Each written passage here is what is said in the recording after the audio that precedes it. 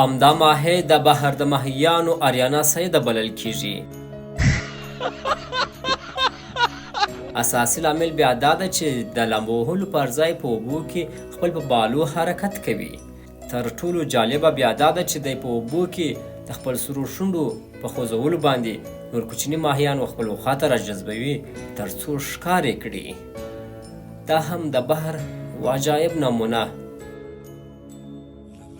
همدا نجلۍ ګوریلا ته په مینه ورکولو سره ګوریلا بې حده بیرانه سوله ولوېدله.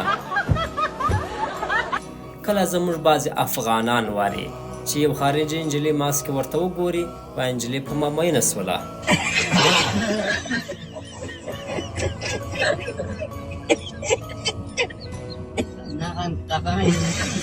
په یو داسې ټولنه کې ژوند کوو چې باور اعتماد په هیچا هم نه کېږي، حتی په یو حیوان. تر ټولو جالبه بیا دا ده چې د انسانانو او حیوانانو ترمنځ سپی د اعتماد وړ ګڼل شوی و. دا هم زموږ په وطن کې عجبه مراسم لکه د عربو په شان.